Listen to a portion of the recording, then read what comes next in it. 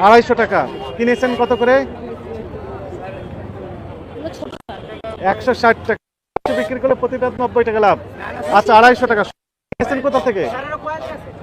কয়েলি আছে, আমরা একটু বুঝি। এই পাশে থেকে কিনেছেন তো আরো 160 কিনেছেন, বিক্রি করছেন 250, তবু বেশি হয়ে যায়। মূল্য তালিকা দেন এখনই, এখানে লেখেন 250 করে বিক্রি হয়। আপনারা কেউ কিনতে যদি চান কিনতে পারেন, প্রতি পিস 250 কিনেন। না না কেজি নেই এখন, পিস আপনি নেন নেন নেন 250, যেটা পান সেটা নেন, লয়ে যান বিক্রি করেন। নেন নেন দেন, ওনাকে দুটো দিয়ে দেন। এই যে আপনি পছন্দ করে নেন, এই যে ওটা দেন। হ্যাঁ কিনেছেন তো 160, আবার কথা বলেন কেন? শুনেন 250 কিনেছেন, তার প্রমাণও আছে আপনার কাছে?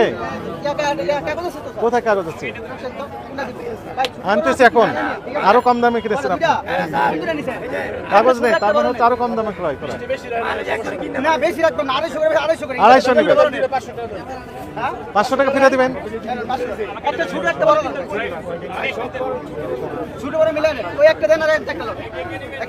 দেন বড় সব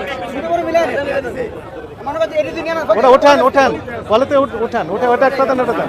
ঠিক আছে চলেন আমরা মূল আড়তে যাই।